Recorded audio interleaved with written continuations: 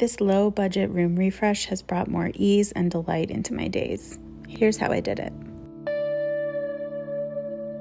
I'm gonna start by showing you something that I don't really want to show you. It's a little embarrassing, but this is the current state of this craft space. Well, first of all, it's a dining room. It's the dining room, but also it's completely not contained. I went to this sale of like secondhand fabric and I got a ton of fabric for super cheap, but that means that I have to kind of rethink how this entire room is operating so that it remains functional. I started with my notes, always a good place to start, and figured out what do I really need. And the main thing that I need in here is storage. I have like these random piles of things that definitely need to be treated much better than they're being treated. So storage for fabric and yarn, also for notebooks and my patterns and things like that. I also want to have a dedicated spot for my in-process projects so that I can tuck them away so they're out of the way of the cats. I also want to change the lighting up in here. Overhead light is very nice, but it's very yellow, which isn't great for filming. I'm sure you've seen it. Redo the lighting situation, not just for filming. Also, it's like not great light to work with. And as we're getting closer to winter, I know that I'm going to be needing more artificial light. Another thing that's super important to me is that I need a new chair, a comfortable chair. And then the other big thing is cat proof. This room is not cat proof, and by cat proof I really mean Pete proof because he is such a little. So storage, lighting, comfort in terms of a chair, and also cat proofing. So those are the practical needs, but there's also some vital things just in terms of the functionality of this room that I'm looking for. One is that I need it to be calmer. It's such a mess in here, and once it's not a mess, I think it'll feel a lot more calm, be a much more pleasant place to get work done. On that same kind of angle, I want it to be a little bit more inspiring. I don't love the furniture in here, and I think I can make it a lot prettier and therefore more inspiring. And then last but not least, it still needs to be flexible. This is ultimately a dining room, and it does function as a dining room from time to time. So it still needs to have that flexibility where it can transition from craft room to dining room. Did I tell you everything? I think so. Oh, no, I didn't. The other thing, which you probably already know from the thumbnail, is that I'm doing this on a very slight budget, a very lean budget. I was aiming for $100 and I think I'm already over that. I haven't actually done the math yet because I don't want to, but I think I'm a little bit over the $100, but that's okay. So you are joining me at the part of the project where I have collected, I think, all of the things that I need. I've been thrifting and I did one Etsy order. Most things I have on hand now. I did purchase a chair. I love this chair. It was $10 at the Habitat for Humanity Restore. It is super comfortable. Pete has already scratched it, which makes me sad, but it had a little hole in the back anyways, and I was like, whatever, I don't mind a little hole in the back because Pete's gonna make it worse very quickly, and he did. So chair checked off the list. But from here, today, the big project is that I'm going to be covering this cabinet in fabric. If you have been around, you know that I do this. I have a penchant for covering things in fabric. I was inspired by these like big hand-painted folk art like armoires and wardrobes, and I have a bunch of them saved on my Pinterest. I didn't find any fabric to like replicate that, and I didn't think I was going to, but I do think I got something like kind of close. And why not just paint, you ask? Well, lots of reasons. First of all, I don't have room. Like there's nowhere for me to paint safely for my own self for ventilation, but also to keep the cats away from it. Paint and cats, like not a good combo. And the other thing is that I didn't want to. That's the other reason. I didn't want to. I decided to go with fabric starch, like people use for doing fabric wallpaper. You can do that with like liquid fabric starch. I'm deciding to do that instead of doing something like Mod Podge because someday we're gonna move from this house and I might just want to take the fabric and not the cabinet, so I don't want it to be like industrial strength glued on. If I was going to be making something and I knew I was going to be staying in that place, or I like was positive that's what I wanted the fabric to be used for, I would do Mod Podge, and then I've also seen people do like a layer of varnish. But I'm gonna just do the starch option today because it is removable, and then I can take the fabric with me when we move someday. Liquid starch is hard to come by, so I made my own, and hopefully that will work. I used cornstarch and water. I don't want to attract silverfish.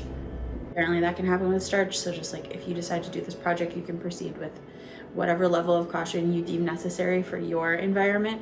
But silverfish like starch, but they don't like lavender, and I do like lavender, so I'm gonna put lavender into the starch and maybe spritz it with lavender throughout its life. I don't know. We'll just cross our fingers that it's gonna be cute. I embarked on this project because the space wasn't serving the purpose I needed it to. There wasn't enough storage, the furniture was all hand-me-down and not stylistically at all what I would pick for myself. And while on the surface the changes are small, it's undoubtedly been a remarkable improvement, not just in terms of functionality, but also aesthetically and energetically. Well, we are definitely in a it's gonna get worse before it gets better stage, and right now it's pretty bad. In our front hallway, which is not very big, there's currently a shelf and also a barrister's bookcase, which I'm super excited about. I have them in like a lot of my saved pictures for studio space. I think they're just absolutely perfect, especially for me with kitties, because I can have things behind glass but still be able to see them. So I'm going to do the same thing on the desk and the same thing on the shelf. I did cut out all of the fabric from my desk. I'm going to do a little bit of restoration on the hardware. Then I can start putting things back together and have a little bit more space to do the other parts of the project. As a renter who wants to be a homeowner, making my apartments my own can feel like a waste of time. I have a deep desire for home ownership, to plunge my roots into the soil and feel truly connected to a part of this earth. Putting time into a place that I might not live as long and where I can only do so much forces me to confront the fact that while I live here and may even do so for many years, I remain a visitor. I'm going to get on to some of the actual sewing projects. And the first one that I want to do is to make a cover for my sewing machine. And when I say machine, I really should be saying machines, because I actually have two and I want something that will fit both of them depending on which one I have out at the time. So I think I'm going to try to make like a little house. I was thinking of just like making something kind of patchworky, which would be really fun, but I'm going to make a house. Like a little fairy house. I have the perfect fabric. Like I think I'm gonna use this one as the, can you see it? Either for the walls or the roof. So like everything, plan, measure, cut, sew. I don't really know where my home is. The people I love are scattered across the globe. I haven't lived in the town I grew up in for 15 years, which is nearly half of my life. And I've never felt that I wanted to stay anywhere that I've lived because I've never felt that I was truly home. Even when I was a child, I felt like a visitor, like home existed somewhere else. So I finished the house for the sewing machine. It is so cute. It is maybe one of my favorite things I ever made. I kind of hated making it. It was really annoying to make, but I didn't hate it enough to not make a second one. This is the second house. This is for my serger. The roof is a bunch of leaves. Then the next sewing project that is already done is I made a cord cover that is going to be for the light that I'm going to hang over the desk. And it is 42 feet long. Yeah, it's 42 feet long. I'm gonna have the cord come like up one wall and then across, and then the part that like hangs down. That cord is not 42 feet long, but I wanted to do 2.5 times the length of that pathway. And there's a lot of it. I cut the fabric 6 inches in width. It was multiple pieces sewn together to make this. And then turned inside out so that all of the seams are on the inside. So the last sewing project that I wanted to do is a little less for the room and a little more for the process of sewing. So this is my grandma's pincushion. It is very sweet to me. I love it. I still have her old pins in here that I don't use, but I keep them because they're hers. I recently got a whole bunch of stuff from my Buy Nothing group, craft supplies that was just being given away for free. And one of the things is another little tomato. It's a little bit smaller. It's actually maybe a lot smaller. And I think that I'm going to use this tomato as the pincushion part. So instead of making another one, make the pincushion part. And I just need to make like an elastic. Basically, I'm going to make like a scrunchie to go around. I have a lot of water and air in my chart, so maybe feeling fluid and uncontained is my natural state of being that I should learn to accept. Or maybe it's that my ancestors, like so many families present and past, had to leave their homes again and again due to persecution and violence. So maybe this longing for home lies deep in my DNA. But really, we are all simply visitors here in this life. Maybe the ache for feeling grounded and held by a home, by the promise of a known future, is really a deep knowing that all of this is temporary. We are impermanent beings, and whatever you believe about what happens beyond, we don't stay in these forms forever. So while we are here, let's make it beautiful. Let's lean into ways to support our tender hearts and delight our brainwaves. This project has shown me that it is very much worth it. There was a moment, there's always a moment, I feel like, at least for me, in a project where I'm like, this is never gonna get done. But I think there's actually, excuse you, I'm actually in the home stretch here. The last things I need to do are get the junk out of here that's still in here and to hang up my light. I got a couple things for this, hooks for the ceiling. The next thing that I got is a smart light bulb. This is not a smart house. I mean, we're very smart here, but the house itself is not. I got an extension cord at the Restore for $2. They said it was tested and it worked. So I have these clip lights. So I took like the silver cover off and the clamp, and I'm left with this. And I was like, I'll get some sort of lampshade at the thrift store and I'll cover it in fabric, just like I've done with everything else in here, everything else in my life at this point. But then at the Restore, they had these glass pendant lights, like for like over a kitchen island or something, and they were 99 cents, which was cheaper than the light shades and also less work, and also so cute. Are you ready? This is maybe one of my favorite things that I bought for this entire project. It's so cute. There she is. I think it fits the vibe just absolutely perfectly. And now I need to drill a hole in my ceiling. So I'm gonna stop yapping. I'm gonna get the drill and conquer my fear of heights. Just kidding. It's gonna...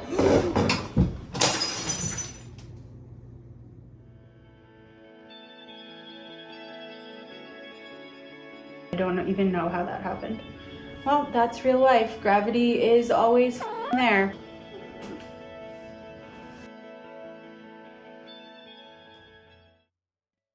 Despite that little disaster, it's all done in here. I ended up going back to the Restore and I found another cute little lampshade for another $1.06 and drilled a big hole in the ceiling so I could put a toggle bolt in there. The way that the toggle bolt works is it goes up closed, and then once it's through the hole in the ceiling, then the toggle bolt opens and you can screw the hook to tighten it. It's very secure for up to 30 pounds. Can't tell you how much better it feels in here. Not just more spacious, literally, because there's less garbage on the floor. I keep calling it garbage. It's not garbage, but just there's less clutter on the floors because everything has a place now and everything makes sense and everything is accessible. And also the furniture is cute. This is obviously not a permanent solution. I wouldn't do this. I wouldn't recommend doing this for furniture that you want to last for 20 years. But for my situation, it's absolutely perfect. I can peel off the fabric and reuse it and just donate the furniture when I'm done with it. But for right now, it's really, really brightened it up in here. So let's just talk through quickly what happened here. I decoupaged the desk. I decoupaged the large cabinet. And I also decoupaged the little rolling shelf that houses my serger and also all of the stuff that's in production for the Moonbelly shop. I believe that this fabric is from my friend Chelsea's mom's college dorm. Correct me, Chelsea, if I'm wrong. I did big organization on my desk, not just on top, but also in all of the drawers. So happy with how much more functional the desk itself is. And it does mostly function as a craft desk, but there's also like, I keep my stamps in there. Normal desk things. I just love being able to see the fabric color coordinated inside of my barrister's cabinet. It was such a good thrift find. I didn't think I would find something like that. It was a little bit more money than I wanted to spend, but not that much. It was still the thrift store prices. And it's a perfect size for our little random assortment of bar things. We don't really drink very much, but we've got some fun things there. There's also the seltzer maker, which you are sitting on top of right now. The little jar for the cat treats, and then also a basket of the napkins that I made a while ago. All of the fabric inside the big cabinet looks great as well. And then the 4 little baskets have any current projects that I'm working on and also my patterns. I hung up the basket for the yarn right here, which is really great. It kind of makes this wall make a lot more sense. We just put up this gorgeous portrait of Josh and I that my mother-in-law got us. We just put it on a hook that was already here, and it's just been like way too high up and we never did anything about it. But having this basket of yarn here helps it make a lot more sense.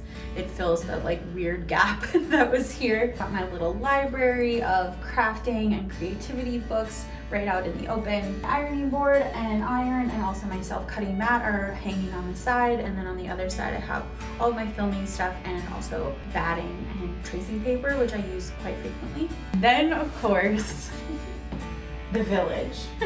I'm gonna be honest, I don't really love how the serger house turned out. It looks a little circus-y for me, a little circus tent, and not like fairy cottage, which is what I wanted it to look like. But I really hated making these. I don't know why, but they were not fun for whatever reason. So I'm not gonna be remaking it, at least not for a long time. So you and I can just know it's cute, but I don't love it. This sewing machine one though, I absolutely adore it. It's so cute. Grabbed two cute little, I don't know what they are. One I think is a napkin and the other is maybe like a dresser scarf to cover up the storage that's on top of my desk, because Pete likes to mess with that stuff and that's not helpful. Speaking of the cats, a big stressor for me was having this cabinet under my mom's beautiful quilt, because Pete would stand on top of this and then I just was worried he would scratch the quilt. He never did, but I was just worried about it all the time, so I'd always just like pile junk on here so he couldn't jump up. Now my mom's quilt is safe over here, and then we have our little cat food station. So they have their dry food and then also their mats for their wet food that they get at dinner time. It's so nice in here. Like, it just feels so fresh.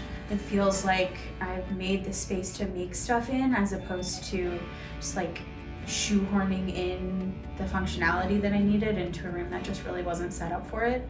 And honestly, the changes are relatively minimal. Like, I didn't move any walls, I didn't paint anything, purchased 2 pieces of furniture, one that was $30, the barrister's cabinet, and one that was $10, the shelf that the serger is on. Oh, and the chair, I forgot about the chair. The chair also was $10. I love my chair, it is so much better. I've actually been doing my computer work at the desk instead of on the couch. Let's look here at my notes. I haven't looked at this in a while, and we'll see how I did. I think I succeeded. Vital things. Cat proof. Definitely everything is cat proof. Beyond that, I moved their food out of the midst of all this stuff. It was like right here before, moved it over to its own space. Calm. It's definitely more calm. Yes, it's bright. There's a lot of patterns. There's a lot of color, but it is cohesive. It's visually pleasing, and that makes it feel calm. Inspiring. It's definitely inspiring. There's fabric everywhere. My yarn is out. I can look at it, which will hopefully encourage me to knit more. And flexible. It's definitely flexible. There's just more space. You literally walk around and do more things in here. So I wanted it to function as a dining room, and it's actually so much easier for it to function as a dining room because we do have the bar, the seltzer machine, and the napkins. It's very nice to have those contained, and then also I don't have to like store things on the table, which I was doing for a while. I have a place that I can put away projects that are in progress, which both allows us to use the dining room table as a dining room table and also protects those projects from the cats. Did I do well on budget? I stopped writing things down once I hit the budget. So not really. I wanted to do this for under $100. Let's see. I also had to buy a new lamp. That was another $1. What else did I purchase? I had to buy the bolt for the ceiling. That was probably another $3. And the light bulb, which was like $15 or something like that. But I got a pack of 2, so does that count? I wasn't in budget, but that was close enough. I'm saying that was close enough, at least for my purposes. I'm just finishing recording because we match. This camera. Family photo. Ready to do a sign off with me? Sure. Tune in next week for another episode of RuPaul's Drag Race. Thank you. We're done here, I guess. Like and subscribe. Thank you. Thank you so much for watching. I really appreciate that you are here. You stayed through to the end. Thank you so much. If you have a moment to click like and subscribe, that'd be awesome. And follow for more crafting projects. Love you so much. Bye.